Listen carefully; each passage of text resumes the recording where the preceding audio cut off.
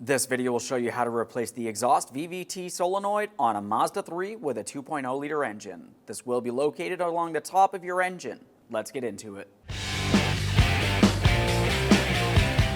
Okay friend, let's get started on our job.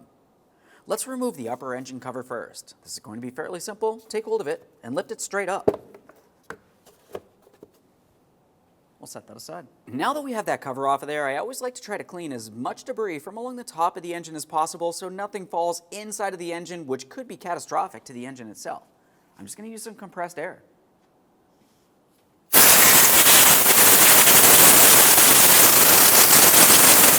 We're going to make our way along the passenger side top of the valve cover and start dislodging our wiring harnesses. This wiring harness has a few mounting points making its way across.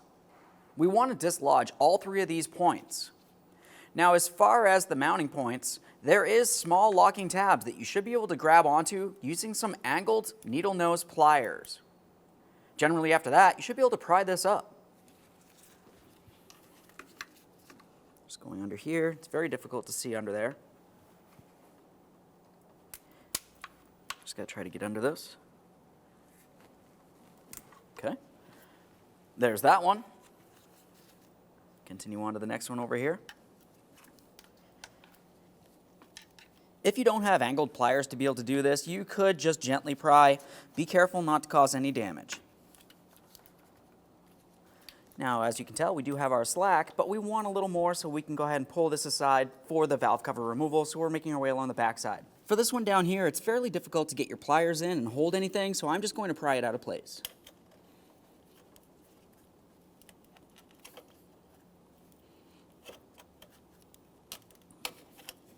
For the electrical connector on the VVT solenoid, we have a locking tab. You just want to go ahead and squeeze that down. You can see it lifting on the opposite end. Just a quick inspection for corrosion. You can set that aside. Continuing on, we have our ignition coils making their way across. Disconnect each one of the electrical connectors. Now there's a locking tab up along the top of the connector. You should press that down. If you need to, you could gently pry. I'm using a small pocket screwdriver for this. You can see our locking tab deep inside there. No corrosion. Let's continue on, same process for all others. Let's make our way right down in this area here. We'll pry that out of place as well. We can see some locking tabs along the back side. You could squeeze those.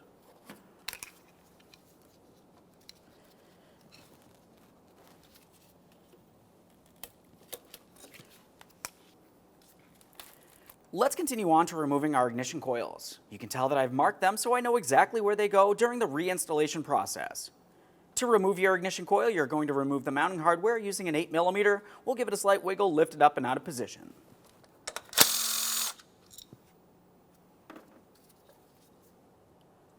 As you remove your ignition coils, make sure they're not cracked or damaged in any way.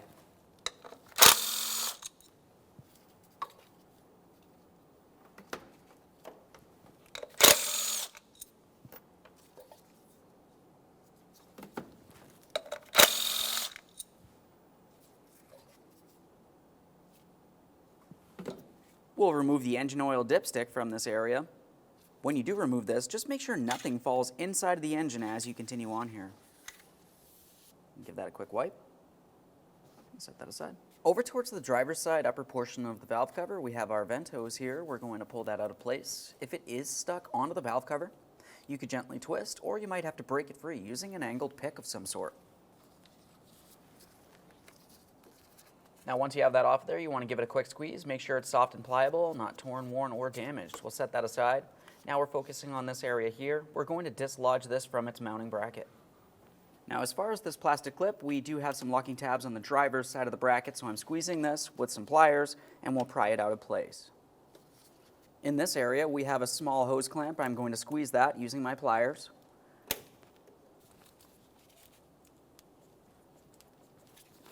Now I've got my angled pick. Let's see if we can get this out of place. Attempt to pull on it a little bit here.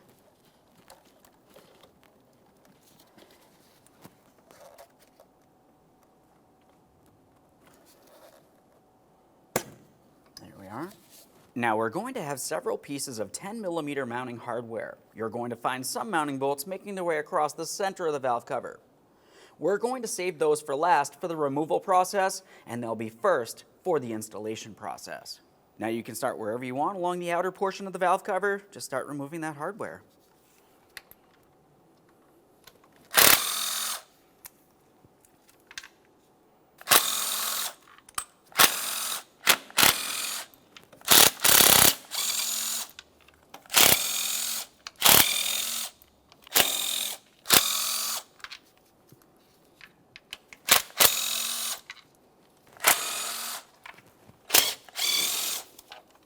Now it's time for the center hardware.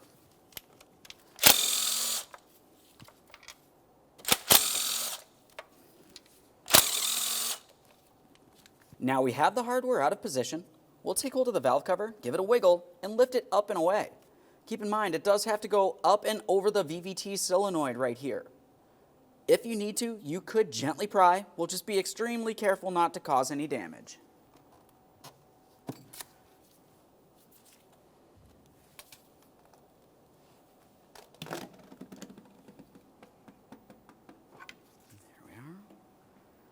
Now obviously this isn't a race, we don't want to cause any damage, we're taking our time. We have our wiring harness. You can maneuver this around as necessary.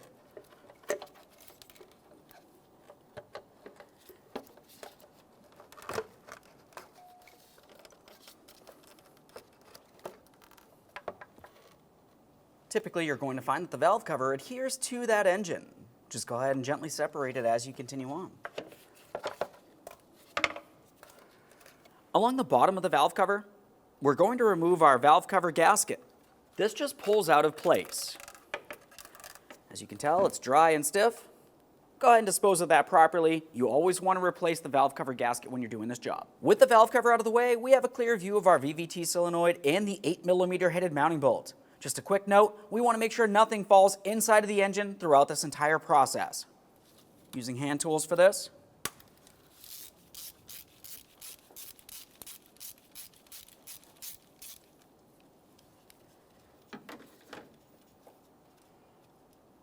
There's our bolt.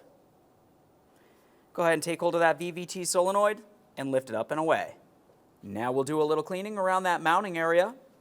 Just a quick wipe with a clean rag. We're not using any type of detergent which may get into the engine. Now it's time to install the brand new VVT solenoid. Carefully slide it into place. We're bringing it down and aligning our mounting bolt port. We'll start in our mounting bolt and snug it up.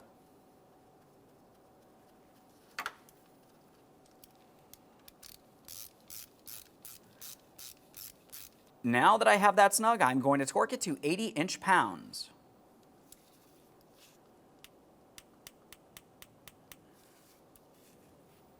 We'll double check to make sure there's no movement from the VVT solenoid. Prior to installing the valve cover, we need to make sure that we clean and inspect the engine.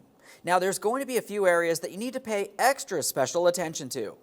Looking along this area here, we can see our timing chain cover. In between the engine and the timing chain cover, you're going to find that you have some sealant. We can see some on the other side of the timing chain cover, right along here. Those aren't the only two areas. Stay along the back side of the engine following that camshaft, and this is where you're going to see that you have a small bump along the driver's side. Along each one of these lower corners, there also must be some adhesive. Now with that said, as we clean, we're going to make sure that we're scraping things out and away from the engine, never in towards the engine. As for the center area, I'm just using a clean rag. You shouldn't need to do much scraping here. As we clean, we're just making sure nothing fell inside the spark plug ports.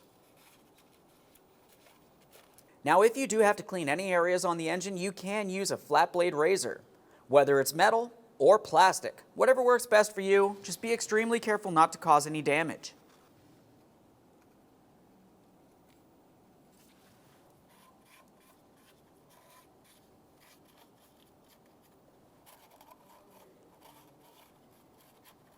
Now that we have the inner area cleaned, let's make our way to the outer portion. Once again, paying special attention to all those areas. We can see this, we're taking our time. This is not a rush in any way.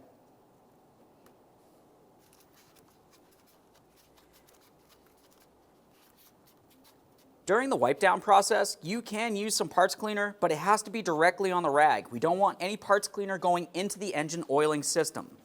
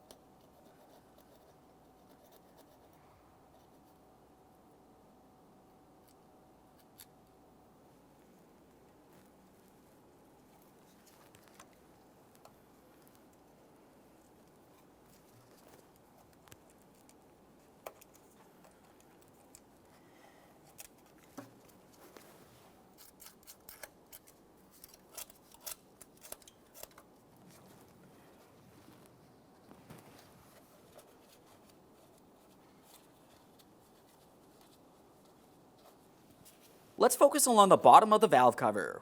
We've removed the gasket. We need to make sure we clean the entire area where the brand new gasket's going to sit. We have the outer area and the inner area, all these little circular ports. Just go ahead and give it a quick wipe. Make sure there's no miscellaneous debris. I've cleaned mine down.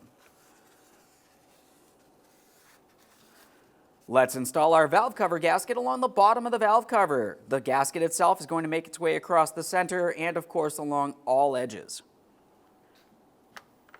We'll rest this in position. Start pressing it in along the center first. You need to make sure it's seated so it does not fall out while you continue on with the installation. If the gasket's not seated properly, you're going to have a leak. Make our way to the outer portion next.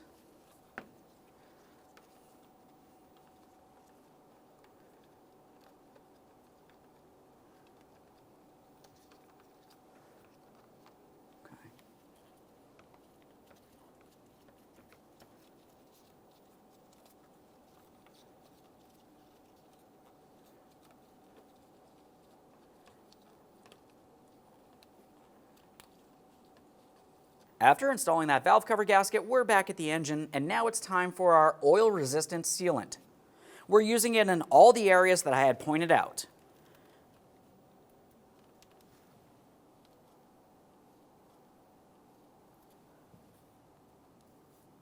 Now we can install our valve cover. Start getting this in position here. Going over that VVT solenoid, and we'll rest it down. Now with that in the rested position, we're going to start in all hardware. We are not tightening anything until all pieces are properly started in by hand.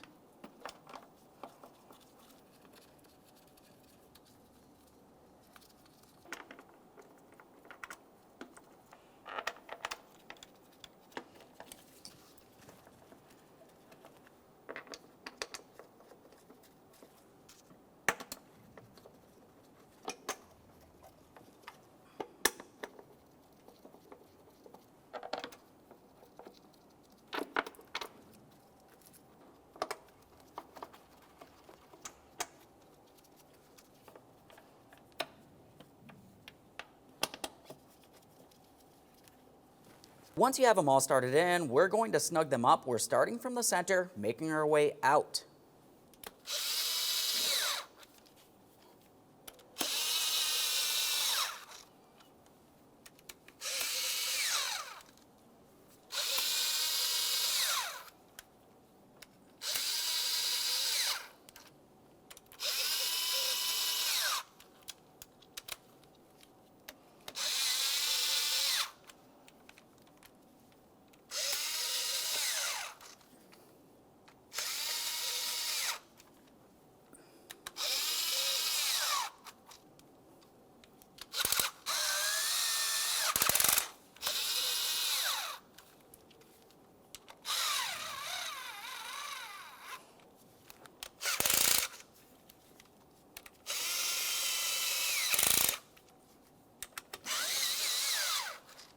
Once they're snug, I'm going to torque them to 89 inch-pounds, starting in the center once again.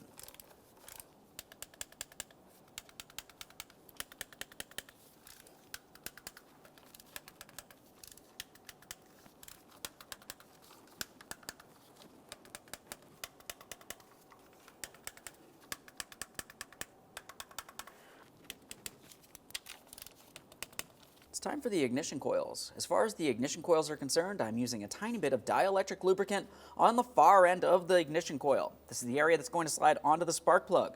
We'll make sure we have the ignition coil in the proper orientation. We want to have the electrical connector facing forward.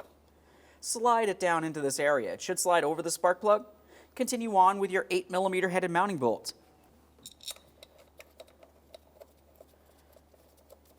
Now I'm just going to insert the rest of my ignition coils. We'll start on the mounting bolts, then we'll snug them up, and then I'm going to torque each one of these bolts to 60 inch-pounds.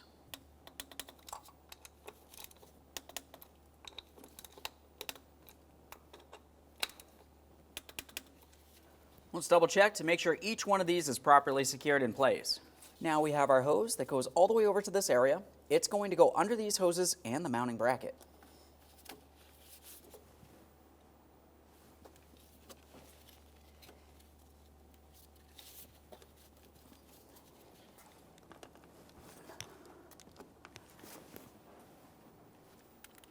Now my clamp was damaged, so I'm replacing it. This clamp is going to go in the original position as where I had removed the original clamp.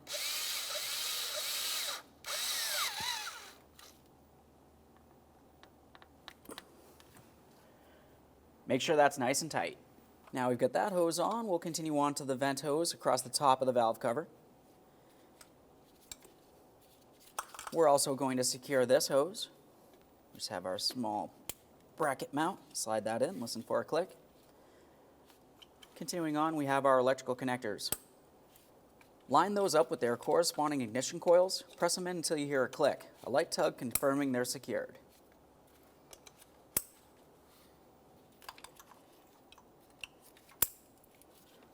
We have our VVT solenoid connector here, line that up. And now, of course, we're going to secure our wiring harness as well.